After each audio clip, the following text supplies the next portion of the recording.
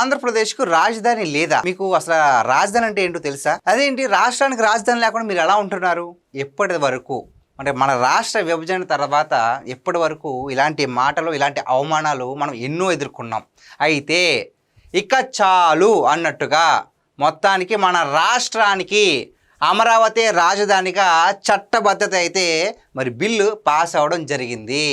అది కూడా లోక్సభ, రాజ్యసభ ఉపసభల్లోనూ చారిత్రక ఆమోదం పొంది ఇంకా ఎవరు వచ్చినా, ఎవరు ఎన్ని ప్రయత్నాలు చేసినా అమరావతిని రాజధానిగా కదపడానికి అవకాశం లేకుండా ఇప్పుడు దాకా పండిన కుట్రలన్నీ కూడా మరి అన్నీ కూడా జీరో అయిపోయేట్టుగా అయితే మన ముఖ్యమంత్రి నారా చంద్రబాబు నాయుడు గారు తన అనుభవాన్ని మొత్తం కూడా ఆయన ఈ విషయాన్ని ఏ విధంగా ఎలా పరిష్కరించాలని మొత్తం అంతా కూడా జోడించి మొత్తానికి మనం ఎన్నేళ్ళుగానో ఎదురు చూస్తున్న మన రాజధాని అమరావతిని ఇంకెవ్వరూ కూడా కదపడానికి వీలు లేకుండా మరి పార్లమెంటులో బిల్లు పాస్ అవ్వడమే కాదండి, ఉభయ సభల్లో కూడా ఒకవైపు లోక్సభ, మరోవైపు రాజ్యసభలో కూడా బిల్లు అయితే చాలా చారిత్రాత్మక ఆమోదం పొందింది.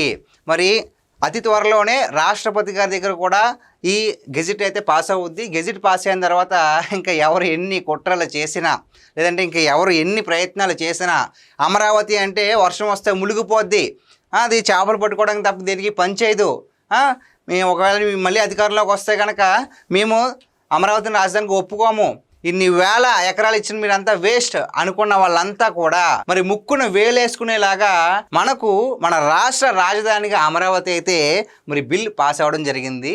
ఇది మనకి ఎన్నేళ్ళుగో మనం చెప్పుకున్నట్లు ఎన్నేళ్ళుగో కంటున్న కళలన్నీ కూడా సాకారమైనట్టు ఎంతో మనస్ఫూర్తిగా ఉందండి. ఎందుకంటే మనకు రాష్ట్ర విభజన జరిగిన తర్వాత మనకిది అని చెప్పుకోవడానికి, మన రాజధాని ఇది అని నొక్కి ఒక్కాయించడానికి అవకాశం లేకుండా పోయింది. ఓకే, నారా చంద్రబాబు నాయుడు గారు 2014లో ముఖ్యమంత్రి అయిన తర్వాత అమరావతినే రాజధానిగా చేస్తానని చెప్పేసి పనులు మొదలుపెట్టారు. చాలా వరకు చేసుకుంటూ వస్తుంటే ఎవరైనా సరే, ఏ రాజకీయ నాయకుడైనా ఎవరైనా సరే ఉన్న పనిని ఎవరు నాశనం చేయరు, ఉన్నదాన్ని ఇంకా ముందుకు తీసుకెళ్తారు. ఇలా చాలాసార్లు జరిగిందండి.